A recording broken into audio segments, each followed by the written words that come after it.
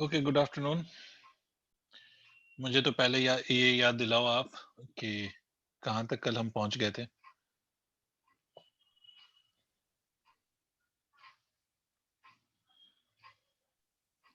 Good afternoon, sir. Good afternoon बेटे। Sir, potential energy of dipole in uniform field. Okay, potential energy of a dipole in uniform electric field, and the formula that we have already seen. Okay, the formula for the potential energy of a dipole in uniform electric field was PE cos of theta. Sorry,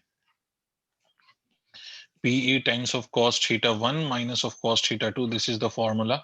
If you know the two angles, this would be the formula. And if you don't know the two different angles, then you can take any one of the angle at 90. Means if you have theta is 1 is equal to 90 and theta 2 is equal to theta, then in that case you will be equal to minus of PE cos theta. Okay, यही तो होता है। Yes, अब sir. एक बात और सुनिए, एक और छोटा सा पॉइंट पहले सुन लीजिए इससे रिलेटेड, ठीक है, फिर हम आगे के चैप्टर्स पे डिस्कशन शुरू करते हैं। तो एक छोटा सा पॉइंट आप यहाँ से ये भी सुन लिए बेटा कि आपका जो पोटेंशियल एनर्जी है ना, that decides the type of equilibrium that the body will have. अब ये थोड़ा सा आपको अजीब लग रहा होगा, पता नहीं ये क्या बोल रहा हूं मैं। पहले तो इस बात को आप समझें कि type of equilibrium, first of all try to understand equilibrium का क्या मतलब होता है। इक्विलिब्रियम का बेसिक मतलब होता है कि if the net force on a system or on a body is zero, तो the body is said to be in equilibrium. मतलब अगर किसी भी बॉडी पे नेट फोर्स इज जीरो, तो it is simply said to be in equilibrium. For example, अगर मैं आपसे ये कहता हूं कि this body is experiencing two forces, one is of 10 newton towards left and another of 10 newton towards right, so of course the net force on this body is zero, and hence this body will simply be called to be in equilibrium। ठीक है, ये simply हम किस में कहेंगे, equilibrium में हम कहेंगे कि ये बॉडी इक्विलिब्रियम में। अब ये जो इक्विलिब्रियम है, बेसिकली ये जो इक्विलिब्रियम है किसी भी बॉडी का, this equilibrium are of three types. अच्छा एक बात याद रखो, equilibrium doesn't means that the body will be at rest, बिल्कुल नहीं। Body can either be at rest or it can be in motion. The only point is that के the net force acting on the body should be zero if it is the case of equilibrium. ठीक है sir. अच्छा साहब, ये net force on the body should be equal to zero if it is the case of equilibrium. Now this equilibrium are basically of three types. अब ये मैं क्यों बता रहा हूं, क्योंकि इस पे बेस क्वेश्चन पूछा जाता है। ठीक है, equilibrium are of three types. I will tell you what are those three types of equilibrium. तो the three types of equilibrium are, one is called as stable equilibrium, another one is called as unstable equilibrium, and the third one is called as neutral equilibrium. So there are three types of equilibrium. Did you understand what I'm saying? Actually there are three types of equilibrium: stable, unstable and neutral means what? For example, अगर मान लो कि मैं आपसे कहता हूं कि there is a bowl, BOWL, actually it is bowl but you can pronounce it as bowl, जो भी कह लो। अगर if there is a particle somewhere here, try to understand what I'm saying, कि अगर कोई particle यहां पर है और यहां पर इस पे नेट फोर्स जीरो है, तो this point is of equilibrium or not? This will be the equilibrium position of the particle or not? Tell me yes और no. Yes, sir. Will this be, obviously this will be an equilibrium position. अब imagine करो, if I take this particle to some new position and release it from here. अगर मैं इस particle को एक new position पे ले गया और मैंने यहां से रिलीज कर दिया, अगर मैं इस पार्टिकल को, तो then what will happen? Can you tell me what will happen to the particle if it is released from a new position? What will happen? It will come back down. It will come back down. And if it doesn't stops here, then it will continue to oscillate till it finally stops here. मतलब इसका मतलब ये है कि अगर आपने इस case में if you displace the particle from its equilibrium position, ठीक है, if you displace the particle from the equilibrium position, then ultimately particle will again come back to its equilibrium position. ठीक है, तो पार्टिकल फिर से कहां पहुंचेगा, इक्विलिब्रियम पोजीशन पे वापस पहुंचेगा। तो such equilibrium is called as stable equilibrium. Did you understand what did I say? But Yes, अगर sir. आप इमेजिन करो the same ball is placed inverted like this, ऐसा उल्टा रख दिया हमने, और यहाँ पर ये पार्टिकल है, यहाँ पर एक पार्टिकल है जिसपे नेट फोर्स 0 है, तो again this is equilibrium position of the particle. यहाँ पर तो ये इक्विलिब्रियम में विदाउट एनी डाउट। अब अगर आप इसको सोचो कि slightly if I displace it from here, तो this particle will continue be going away from the equilibrium position. Will it ever return towards the equilibrium position? क्या ये कभी No. इक्विलिब्रियम पोजीशन की तरफ लौटेगा? नहीं। इसका मतलब this is also equilibrium position till the particle was here because net force is 0, but once the equilibrium is disturbed, particle never goes back to the same equilibrium position, right? It continues to go away from the equilibrium position. So such a equilibrium is called as unstable. Stable का मतलब होता है कि अगर if it is disturbed, it will again reach the same equilibrium position. Unstable का मतलब होता है if it is disturbed, it will continue to go away from the equilibrium position and will never return back. और तीसरा case क्या है sir? तीसरा case है न्यूट्रल इक्विलिब्रियम। न्यूट्रल इक्विलिब्रियम का क्या मतलब होता है कि न्यूट्रल इक्विलिब्रियम आप ऐसे समझ लो कि यहाँ पर फिर से net force is 0 because equilibrium का मतलब ही है बेटा नेट फोर्स शुड बी 0, ठीक है। अब अगर मान लो कि आपने यहां से इस पार्टिकल को डिस्टर्ब कर दिया, तो it will go to some position, but neither it will come back nor it will go away from that position. तो such an equilibrium will be called as neutral. Neutral में it will come to some position and where again it will be in equilibrium, ठीक है। मतलब वो ना तो अपने original equilibrium position पे पहुंचेगा ना दूर जा रहा होगा। तो this is how these 3 types of equilibrium are there. एक बात याद रखिएगा, यहां पर इक्विलिब्रियम का मतलब कि potential energy minimum, that is potential energy will be negative. समझ में आ रही है बात? यहां पर potential energy is maximum, that means potential energy is positive, और यहां पर potential energy can be taken to be 0। इसका मतलब अगर आपकी पोटेंशियल एनर्जी नेगेटिव आ जाए तो such an equilibrium will be stable. अगर पोटेंशियल एनर्जी पॉजिटिव आ जाए तो such an equilibrium will be unstable, और पोटेंशियल एनर्जी 0 आ जाए तो that means the equilibrium will be neutral. Is it clear? Please tell me yes और no. Yes, sir. अब ये मैंने बताया क्यों है, तो पहले अगर ये आप सिचुएशन नोट कर लो तो मैं आपको बताऊं कि ये बताया क्यों।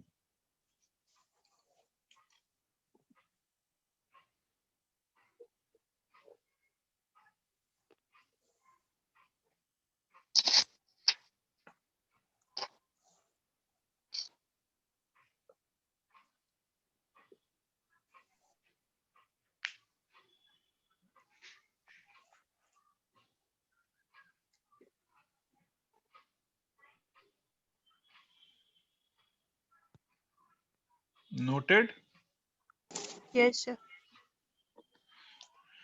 ठीक है, तो अब मैंने ये बताया क्यों है, what is the reason behind this, why did I tell you about this 3 types of equilibrium.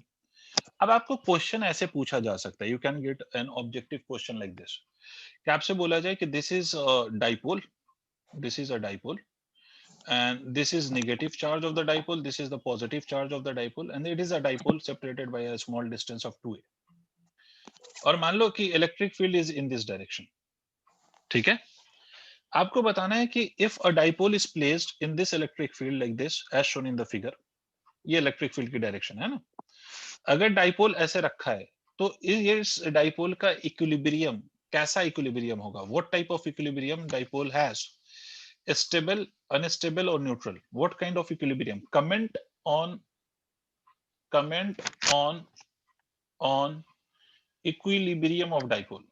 पहली बात तो कि ये बताओ कि dipole will be in equilibrium or not if it is uniform electric field. Comment on equilibrium. पहली बात, ये डाइपोल इक्विलिब्रियम में है या नहीं। इक्विलिब्रियम का क्या मतलब होता है बेटा, अभी क्या बोला था, इक्विलिब्रियम जनरली अगर मैं इक्विलिब्रियम कहूं तो क्या मतलब, Net force 0. नेट फोर्स 0, तो of course it is in equilibrium. देखो कैसे, अगर आप पॉजिटिव चार्ज पे फोर्स देखोगे तो it will be in the direction of electric field, और नेगेटिव चार्ज पे फोर्स देखोगे तो it will opposite to the direction of electric field and the value will be same, है ना। क्यों? क्योंकि चार्जेस की वैल्यू और इलेक्ट्रिक फील्ड की वैल्यू सेम है ना। तो पॉजिटिव चार्ज पे जो फोर्स है that will also be equal to q E, और नेगेटिव चार्ज पे जो फोर्स है that will also be equal to q magnitude wise, और डायरेक्शन दोनों के ऑपोजिट है, तो नेट फोर्स जीरो है ना बेटा। तो this is the case of equilibrium. पहली बात तो ये समझ में आ गई। और वैसे भी मैंने आपको बोला है कि if a dipole is in uniform electric field, तो dipole will always be in equilibrium in the uniform electric field. For example अगर डाइपोल ऐसे भी होता, सोच के देखो ना, इमेजिन करो कि ये इलेक्ट्रिक फील्ड है, ये डाइपोल है, ये नेगेटिव चार्ज है, ये पॉजिटिव चार्ज है। बताओ कि इस पे नेट फोर्स जीरो है या नहीं है अभी भी? भाई पॉजिटिव पे इधर फोर्स होता QE, नेगेटिव पे फोर्स इधर होता QE, तो still the force is zero, right? तो इसका मतलब whenever a dipole is placed in uniform electric field, तो एक बात तो क्लियर है, it will be in equilibrium. But what kind of equilibrium will it possess? It can be stable or unstable, ठीक है? तो ये स्टेबल होगा या अनस्टेबल होगा, ये अगर मुझे चेक करना हो तो हाउ वी विल चेक? तो मुझे कौन बताएगा कि what will be the direction of dipole moment? पहले तो ये बताओ, what is the direction of dipole moment? Negative to positive. Negative to negative positive. To positive, very good, this is the direction of dipole moment. And what is the angle between dipole moment and electric 180. Field? 180, that's also good. So yeah, here the theta is equal to 180 degree, and I told you कि u can be written as minus of PE cos theta because initial angle is not given, ठीक है? And if you see the value of theta, it is equal to 180 degree. तो u is equal to minus of PE cos 180. Tell me yes or no बेटा, कोई Yes. Issue यहाँ तक? No. तो u is equal to minus of PE cos 180 is -1. तो u is equal to plus of PE.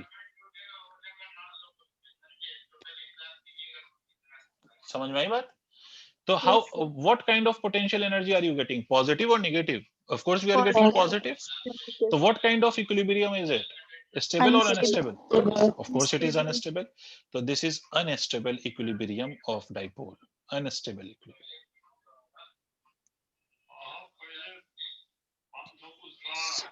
ठीक है?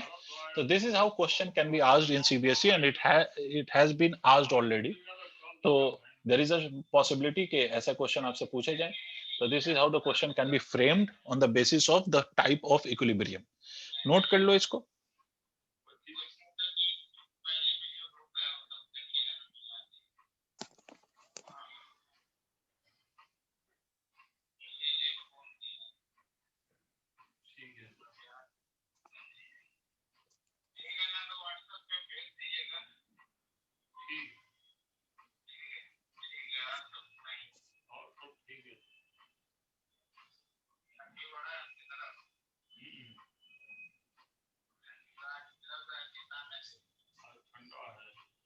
हो गया सर?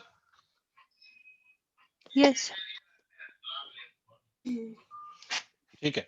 तो अब देखो, we have completed this first chapter जिसमें हमने डिस्कस किया है electrostatic force. We have discussed the electrostatic force, electric field, potential, Gauss law and all this things. ठीक है, ये पूरा पोर्शन हमने कंप्लीट कर लिया. Now we will be doing a new portion of the same electrostatics, and that portion is capacitor. अब एक नए पोर्शन पे हम डिस्कशन करेंगे जिसका नाम है कैपेसिटर. तो आपको एज अ चैप्टर पढ़ लो या जो भी पढ़ लो, तो we are going to next whole different topic of electrostatics, and that is capacitor. उसमें सबसे पहला टॉपिक लिखिए properties of conductor. Properties of conductor. Properties of conductor लिख लिया? Can Yes, sir. Anybody tell me what is a conductor? What is a electrical conductor? In which electricity can pass. Very good. In which electricity can pass? Of course, electricity can pass through an electrical conductor. Tell me one thing, electrical conductor can be neutral or not?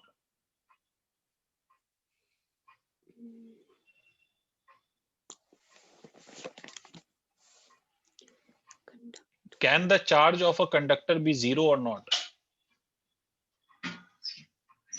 Yes. Of course, it can be zero.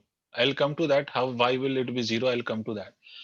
But tell me one thing, कि conductor can also have a zero charge. तो मान लो अगर if you are having a conductor which doesn't have any charge, means it is neutral, and there is an insulator which is also a neutral. ठीक है, which is also neutral and conductor is also neutral, then why is it कि current will flow through the conductor but not through the insulator? Because both are neutral, then why the current is flowing through the conductor? Why it is not flowing through the insulator? Although both are neutral, why it is happening so? Who will tell me?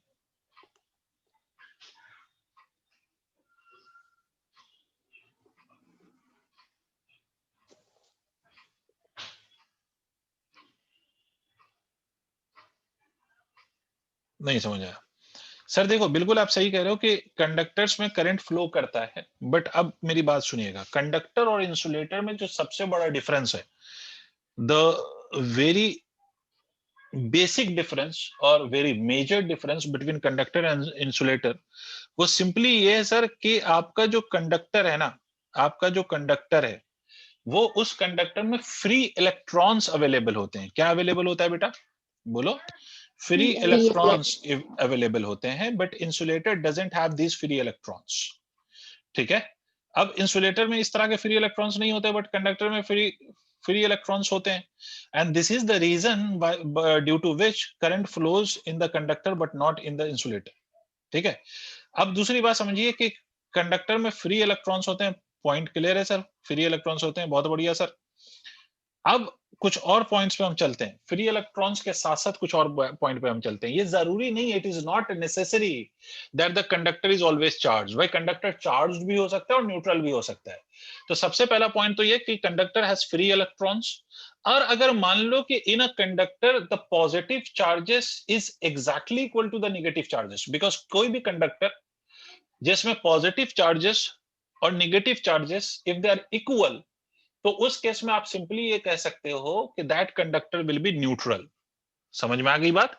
तो generally कोई भी conductor अगर आप लेते हो तो that is a neutral conductor. तो पहला पॉइंट आप लिखिएगा कि conductor has free electrons and it is neutral when the positive charge is equal to the negative charge. ठीक है, पहली बात तो ये हो गई, है ना।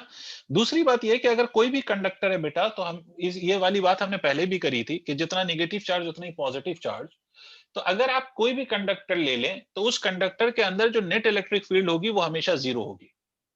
नहीं यही बात समझ में, net electric field will always be equal to, बोलो ना, zero if a conductor is placed in external field. क्या मतलब? अगर मान लो ये कोई कंडक्टर है, सुन रहे हो मेरी बात या कंफ्यूज हो रहे हो? सर समझ में आ रही है बात या कंफ्यूज हो रहे हो? क्या हो गया? समझ में आ रहा। Very good.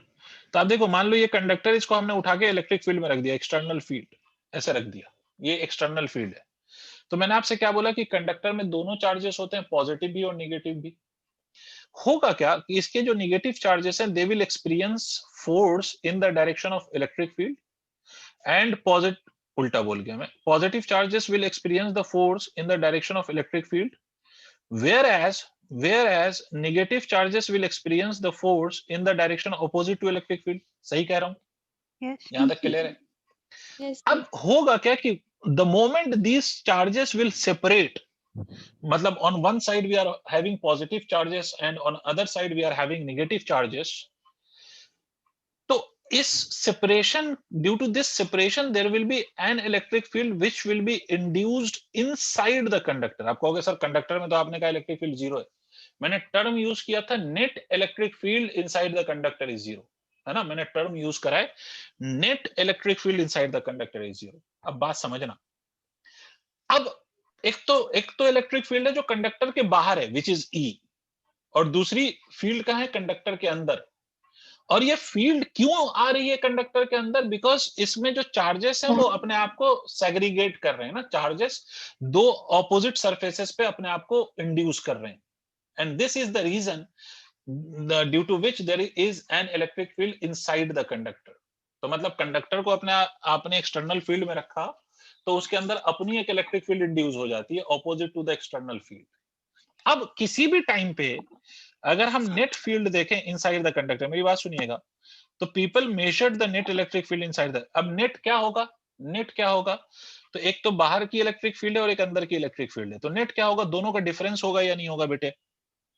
Yes. yes, sir. तो ये हम जानते हैं कि ये जीरो होता है, ठीक है, तो ये क्या हो जाएगा, E is equal to EI। इसका मतलब क्या है कि whenever you keep a conductor inside an external electric field, तो कंडक्टर के अंदर, इन दैट केस कंडक्टर के अंदर इलेक्ट्रिक फील्ड इंड्यूस होने लग जाती है, और वो तब तक होती है, वो तब तक इंड्यूस होती है जब तक कंडक्टर के अंदर की इंड्यूस फील्ड और कंडक्टर के बाहर की फील्ड दोनों एक दूसरे के इक्वल नहीं हो जाए। समझ में आई बात? कंडक्टर के अंदर जो फील्ड है और कंडक्टर के बाहर की जो फील्ड है, दोनों जब तक इक्वल नहीं हो जाएंगे तब तक कंडक्टर के अंदर चार्जेस सरफेस पे इंड्यूस होते रहेंगे, एंड तब तक होते रहेंगे जब तक दोनों फील्ड इक्वल नहीं हो जाते। Is it clear? तो आप याद रख सकते हैं कि कंडक्टर के अंदर नेट फील्ड जीरो होती है। सबको समझ में आ गया? आना बोल दो एक बार। Yes, sir. Yes. Yes sir, ये एक प्रॉपर्टी है कंडक्टर की कि नेट फील्ड जीरो होगी भाई। अब आते हैं एक और प्रॉपर्टी पर कि बेटा ये तो ठीक है कि नेट फील्ड जीरो होती है और अंदर अंदर नेट फील्ड जीरो होती है, तो अगर आपसे कोई पूछ ले कि कंडक्टर के अंदर, अगर अंदर की बात करो तो कंडक्टर के अंदर चार्ज कितना होगा अगर फील्ड जीरो है तो। मान लो कि मैं आपसे कहूं, मान लो मैं आपसे कहूं कि ये कोई कंडक्टर है, ठीक है, अगर मैं इसको चार्ज करता हूं तो आई provide charge on the conductor, ठीक है, तो ये जो चार्ज करूंगा मैं इस कंडक्टर को, तो इस कंडक्टर पे चार्ज जो आएगा वो कंडक्टर के अंदर आएगा या सरफेस पे आएगा या दोनों पे आएगा? Surface. Only surface, there will be no charge inside the conductor. अब क्वेश्चन ये आता है, बच्चा ये पूछेगा कि सर ऐसा क्यों? तो इमेजिन करो, बात समझना। अगर मैं कंडक्टर के अंदर एक गॉसियन सरफेस ले लूं, ध्यान से सुनना सारे बच्चे, मैं आपको इस बात का प्रूफ दे रहा हूं कि कंडक्टर के अंदर गॉसियन सरफेस ले लूं इस तरह से, just inside the conductor, just inside the conductor अगर मैं एक गॉसियन सरफेस ले लूं, this is my Gaussian surface, तो हमें एक बात तो पता है कि इस गॉसियन सरफेस के अंदर इलेक्ट्रिक फील्ड तो जीरो होगी, बोलो ना बेटा। तो हमें ये पता है कि फ्लक्स, याद करो, flux is equal to E into A होता था, और दूसरा गॉस लॉ के according flux is equal to Q by Q by. Epsilon naught होता था। Very good. तो E A is equal to Q by epsilon naught, but E की value कितनी है बेटा? जीरो है, ये तो हमने अभी देखा है। तो इसका मतलब चार्ज की वैल्यू कितनी होनी चाहिए? Zero, because neither E nor epsilon naught will be zero. तो कौन जीरो होना चाहिए? Because left side should be equal to right side, तो लेफ्ट साइड अगर जीरो है तो राइट साइड जीरो किस क्यों होगा? Due to this charge zero. नहीं आई बात समझ में बेटा? हाँ ना बोल। इसका मतलब चार्जेस कंडक्टर के अंदर हो ही नहीं सकते, अगर हो गए तो इलेक्ट्रिक फील्ड जीरो को कौन सेटिस्फाई करेगा? नहीं आई बात समझ में? मुझे बेटा एक बात बताओ, गॉसियन सरफेस का एरिया जीरो है क्या? No, sir. No, sir. नहीं है ना। एप्सिलॉन नॉट की वैल्यू जीरो होगी क्या? बिल्कुल नहीं होगी। नहीं। तो ये लेफ्ट साइड और राइट साइड की इक्वलिटी जीरो कब आ सकती है? जब लेफ्ट साइड में अगर ई जीरो है तो राइट साइड जीरो होगा किसके कारण? Because of which of the two quantity, Q या एप्सिलॉन नॉट? किसकी वजह से? Q. Q. क्यू। तो क्यू इज जीरो, इसका मतलब है कि charge cannot be inside the conductor. इसका मतलब whatever the charge you give to a conductor, whether it be positive or negative, all that charges goes to the surface of the conductor and none will reside inside the conductor। तो एक बात तो clear हो गई कि sir conductor के अंदर charge भी जीरो होगा और कंडक्टर के अंदर इलेक्ट्रिक फील्ड भी जीरो होगी। कंडक्टर के अंदर चार्ज जीरो इसलिए होगा क्योंकि कंडक्टर को जो भी आप चार्ज देंगे वो सारा का सारा उसके सरफेस पे चला जाएगा।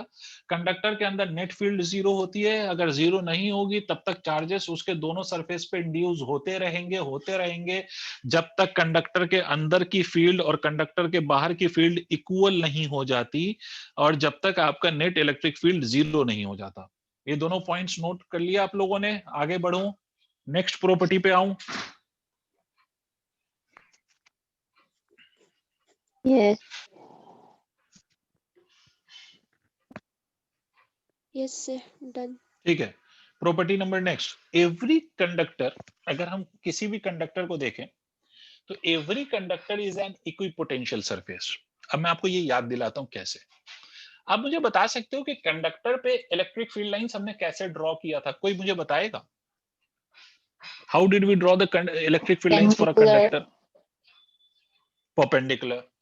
And yesterday or before yesterday you have studied that for an equipotential surface also electric field is perpendicular.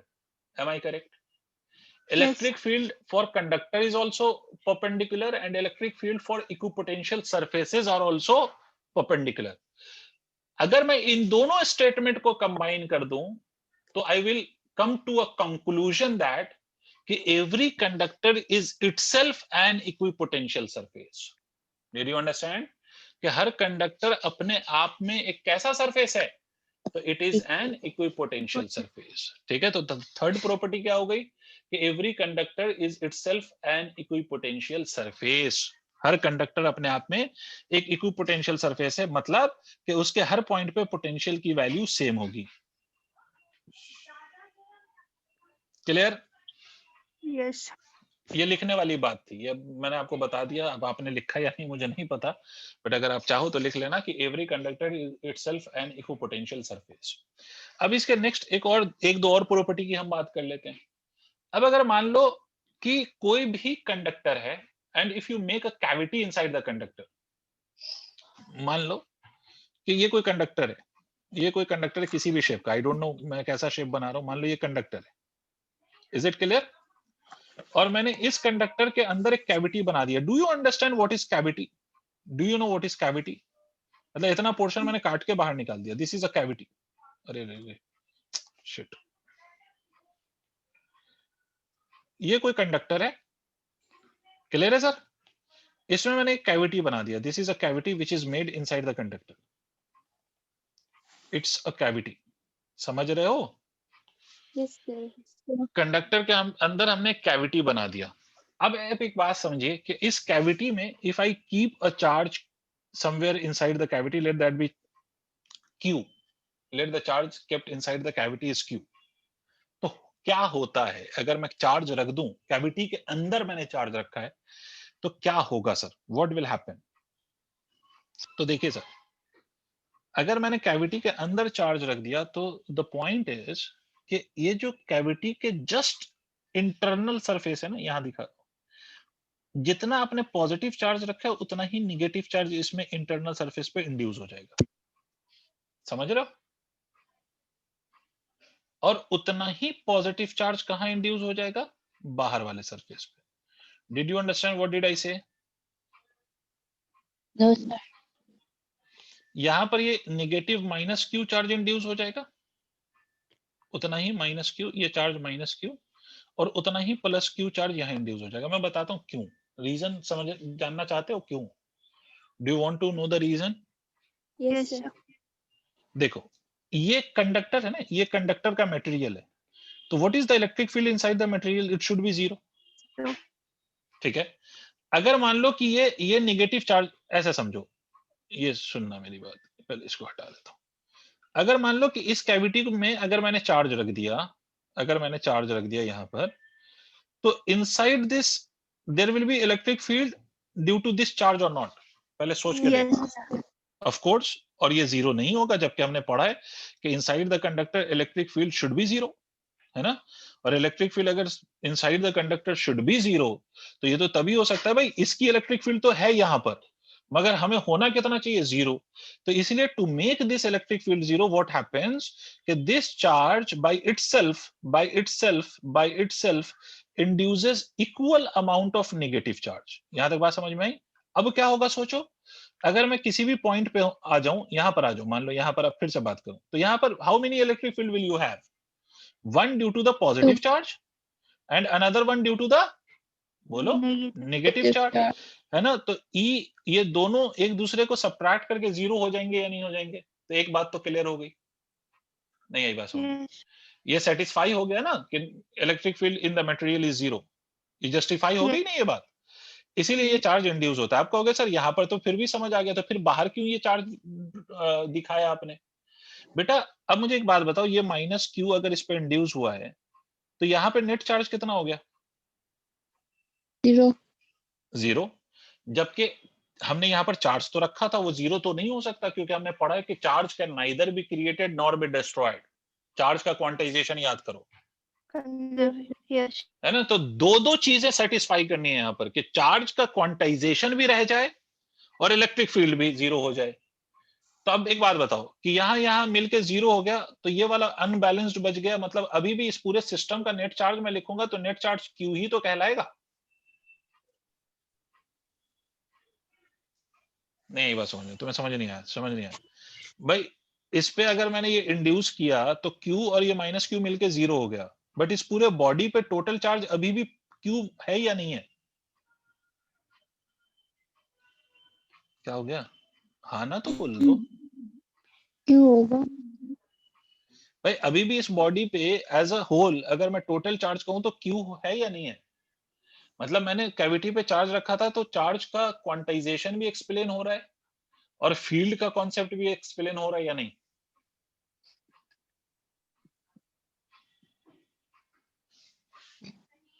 Am I audible to all? Please respond. Milza, Sonam, Stanzin, Seering. Yes, sir, you're audible. And did you understand this concept? Why do we induce the equal and opposite charges on the inner and outer surface of the cavity? नहीं आया sir. नहीं आया।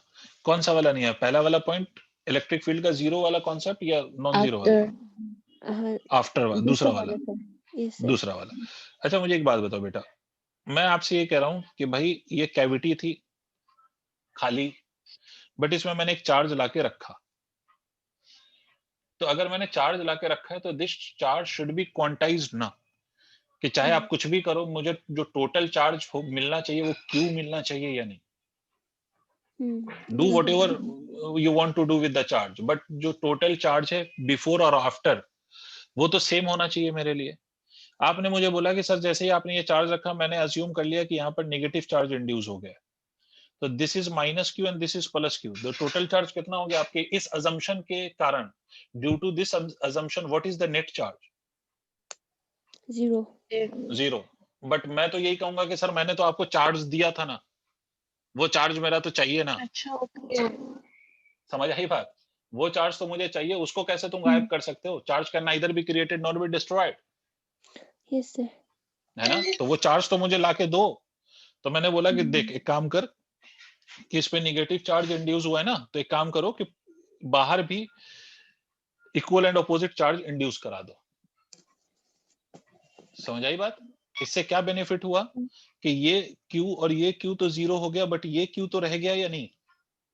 Yes sir. तो ultimately I am getting back the charge Q or not, मेरा charge Yes. Q रह गया ना after the whole process. तो इसीलिए हम इनर सरफेस पे भी और आउटर सरफेस पे भी चार्ज को इंड्यूस कराते हैं।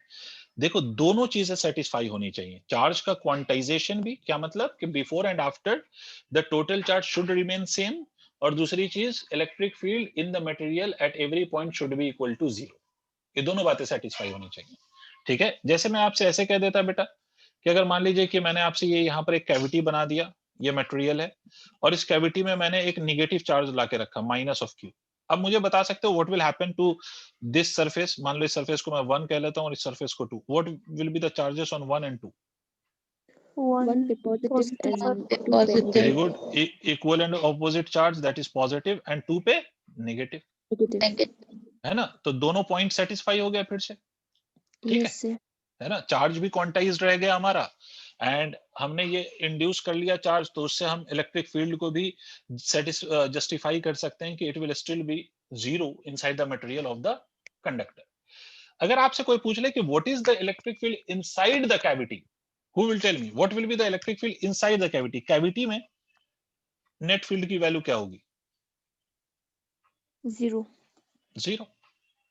भाई कैविटी में तो नेट फील्ड की वैल्यू 0 होगी ना, क्योंकि कैविटी के अंदर वैसे भी आप इमेजिन करो ना कि कैविटी के अंदर नेट चार्ज 0 है, तो नेट फील्ड भी तो 0 हो गई। नहीं आया भाई, आपने चार्ज को इंड्यूस कर दिया तो net charge in the cavity became 0 और नॉट? यस। है ना? तो electric field will also become 0। तो बेटा कैविटी में भी इलेक्ट्रिक फील्ड 0 होती है और मटेरियल के अंदर भी इलेक्ट्रिक फील्ड 0 होती है। ठीक है? और अगर कैविटी बना दूं तो this is how the charges gets induced on the inner and outer surface of the cavity.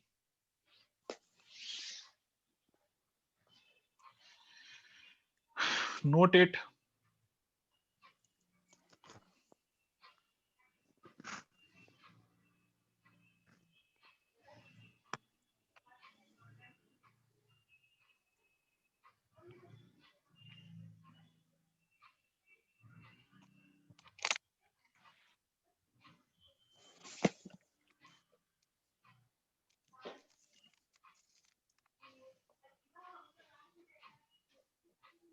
Is it done?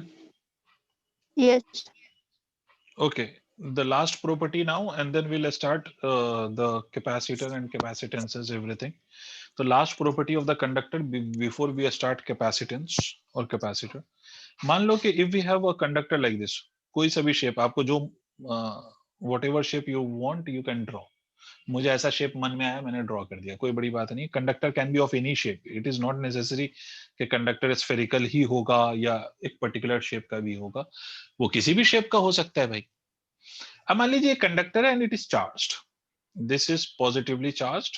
It's a conductor. तो undoubtedly at every point of this conductor the electric field will be perpendicular and outward because charge is positive और electric field हमें मालूम है कि हर point पे perpendicular to the conductor होता है.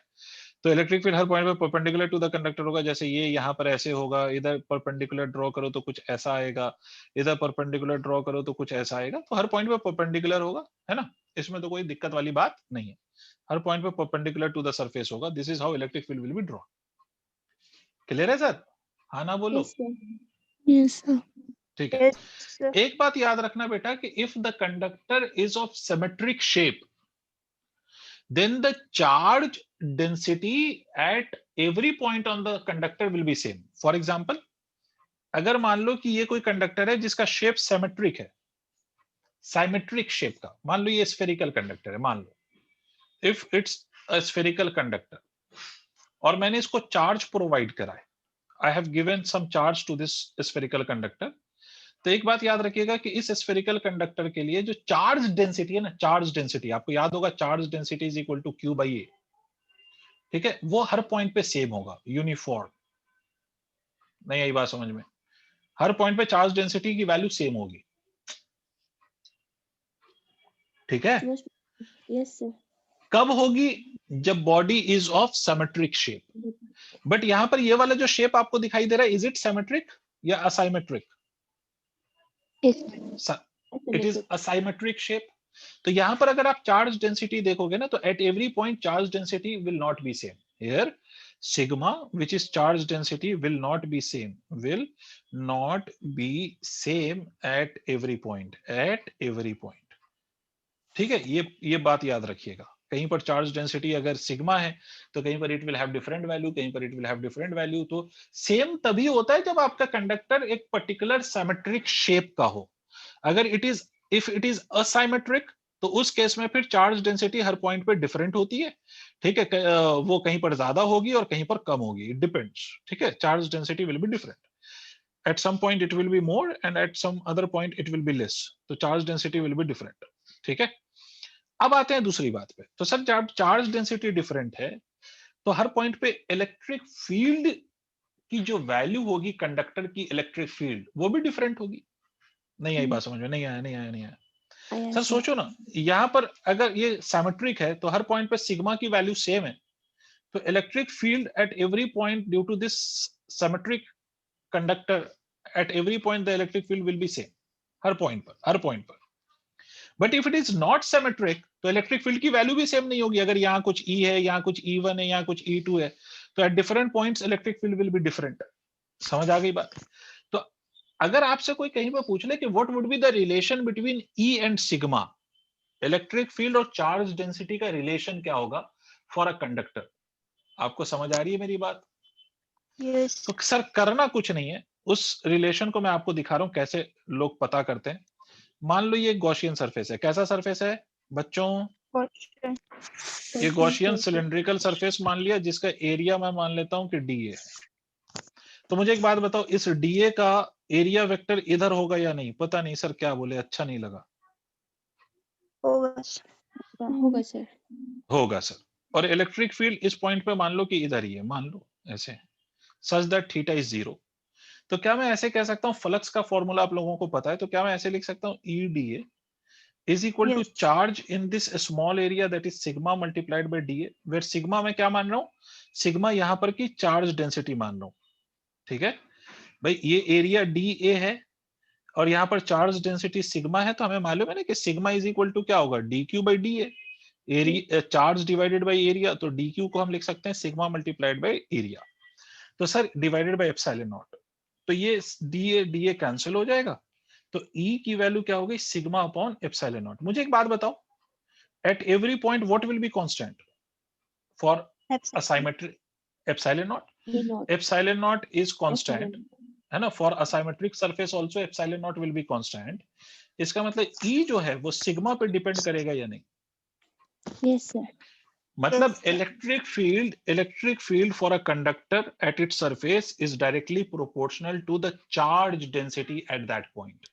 इसको लोकल चार्ज डेंसिटी भी कहते हैं। लोकल चार्ज डेंसिटी का ये मतलब नहीं, लोकल मतलब ये नहीं खराब हो गया, है ना। लोकल मतलब कि उस रीजन की जो चार्ज डेंसिटी है, इसको लोकल चार्ज डेंसिटी भी बोला जा सकता है। लोकल चार्ज डेंसिटी मतलब charge density at that point. तो किसी भी पॉइंट पे जो इलेक्ट्रिक फील्ड है, that will be directly proportional to the local charge density at that point.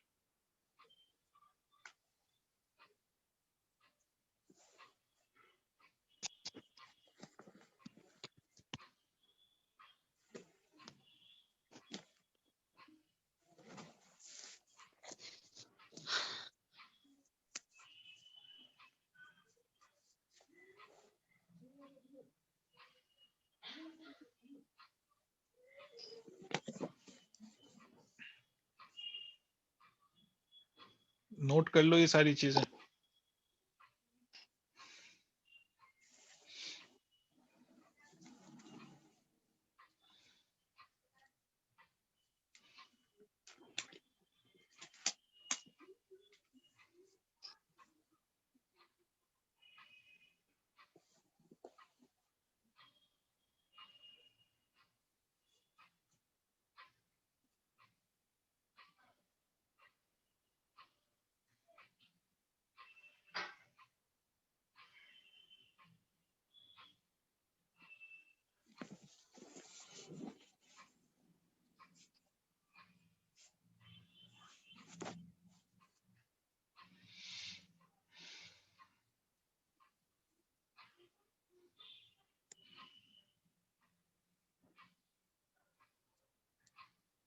Done.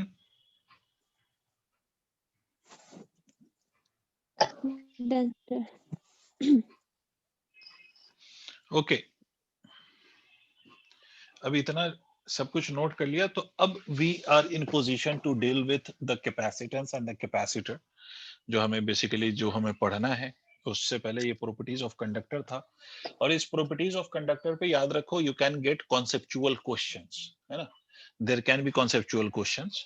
तो ये प्रॉपर्टीज आपको एज इट इज याद रहनी चाहिए, जैसे मैंने जो जो प्रॉपर्टीज आपको बताया है, you must remember these properties, ठीक है, that I have already discussed with you.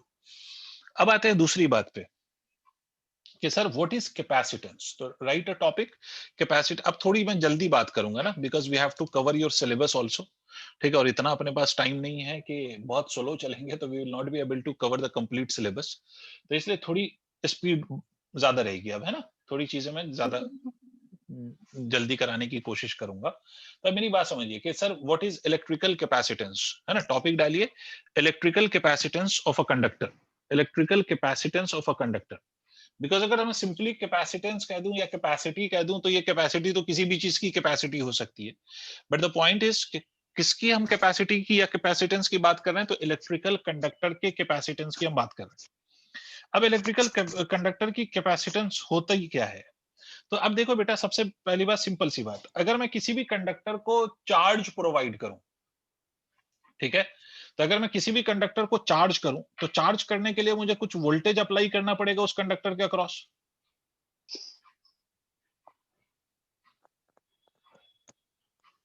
या तो आप ऐसे समझ लो कि अगर मैं किसी कंडक्टर को चार्ज करूं, if I provide charge to a conductor, तो its potential will remain same or it potential will increase. what will happen to the potential if the charge is given to a conductor? What will happen?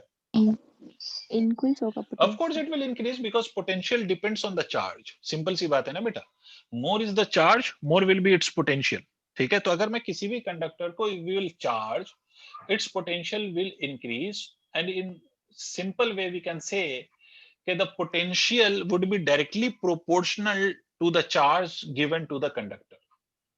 मतलब potential जो है ना किसी भी conductor का, वो इस बात पे डिपेंड करेगा कि how much of the charge you have given to the conductor. तो more is the charge given to the conductor, more will be its potential. तो हम किसी भी कंडक्टर के लिए कह सकते हैं for any conductor, हम सिंपली ये कह सकते हैं for any conductor charge given to the conductor is directly proportional to its potential. More is the charge, more will be its potential. और एक्चुअली में इट इज पोटेंशियल डिफरेंस अगर मैं आपसे कहूं तो, but one of the point is taken at infinity, तो difference को हम सिंपली पोटेंशियल लिख सकते हैं। भाई कंफ्यूज नहीं होना कि अगर ये कोई कंडक्टर है तो एक पोटेंशियल तो इसके सरफेस पे होगा और दूसरा पोटेंशियल हम इन्फिनिटी पे मान रहे हैं, तो हमने पोटेंशियल डिफरेंस लिया है, potential difference potential at the surface minus of potential at infinity, but infinity पे पोटेंशियल तो जीरो होता है, इसलिए potential difference simply potential of surface के इक्वल है। चलिए साहब, तो charge is proportional to potential, इसका मतलब चार्ज को मैं ऐसे लिख सकता हूं C इंटू वी। ये जो C है ना, which is proportionality constant, this C is called as capacitance, और इसको हम दूसरे शब्दों में कैपेसिटी भी कहते हैं, इलेक्ट्रिकल कैपेसिटेंस और इलेक्ट्रिकल कैपेसिटी। और मैं ये भी कह सकता हूं कि capacitance is equal to charge divided by the potential difference. This is your capacitance, के charge divided by potential difference means how will you define the capacitance? The capacitance of a conductor can be defined as the charge given to a conductor to raise its potential, है ना? How much of the charge need to be given to a conductor to raise its potential by 1 volt? That is basically called as its capacity or capacitance. समझ में आ गई बात? More is the capacity will mean more the charge can be given to the conductor. Less is the capacity means less is the charge given to the conductor. Basically अगर मैं capacity को और दूसरे terms में define करूं तो मैं कह सकता हूं capacity of a conductor means the ability of a conductor to hold the charge. नहीं, यही बात समझ में? Capacity का क्या मतलब है? Ability. Capacitance और capacity को आप क्या define कर सकते हो? Ability of a conductor to store charge or hold charge. Conductor to hold charge is basically called as its capacity. Did you understand? Yes, sir. And remember, this capacity depends on obviously shape and size of the conductor, and obviously the nature of the material of the conductor, उस पे भी depend करता है ये। तो this depends on these things. अच्छा, इसकी unit अगर आप देखें तो SI unit of this capacitance is farad. Have you heard this? Farad, represented by capital F. But it is a very large unit. So generally what we use is microfarad, nanofarad, but SI unit of this capacitance is farad. यहां तक लिख लिया आप लोगों ने?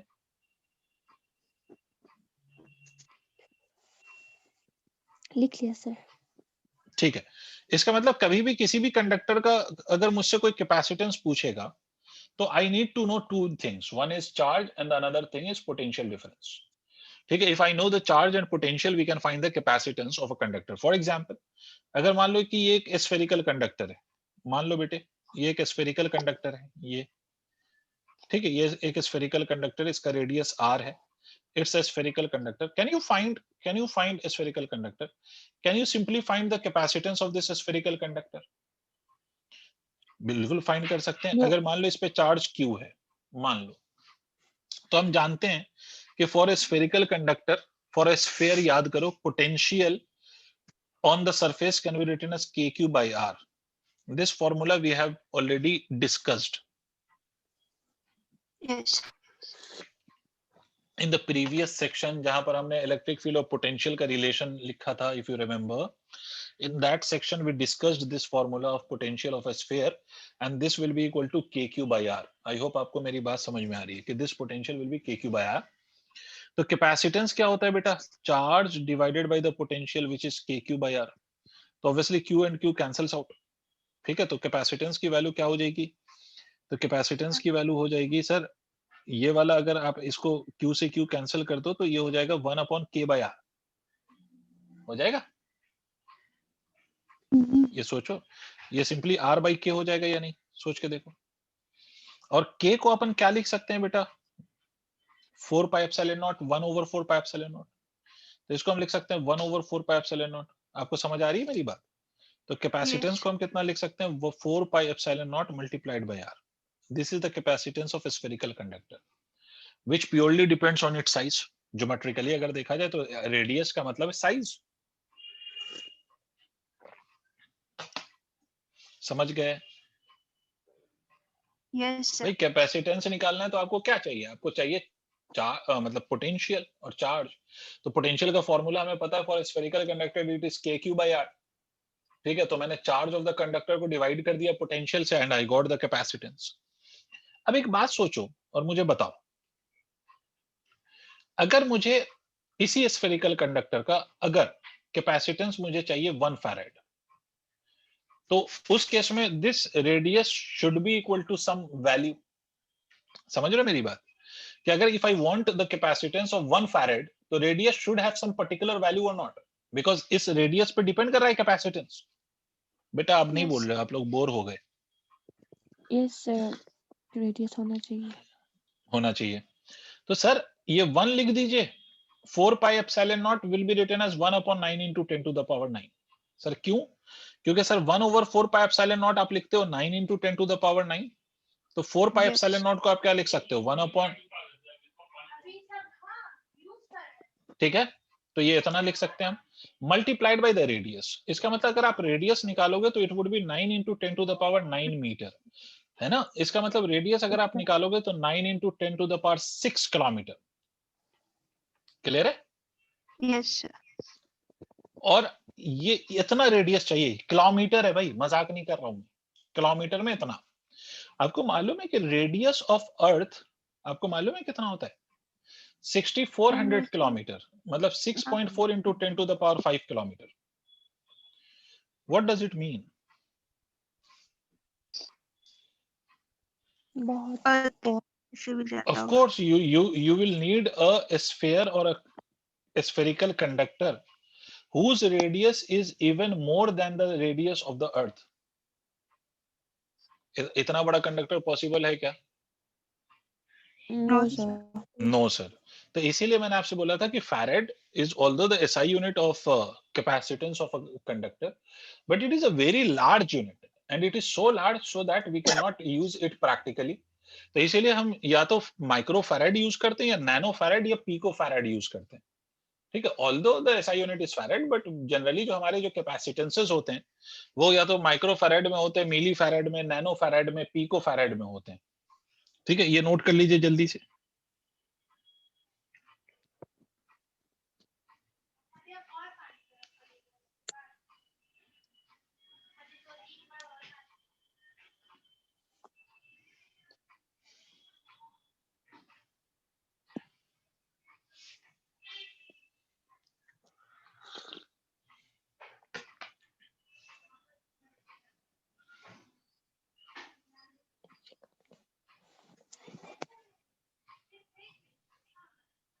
Is it done?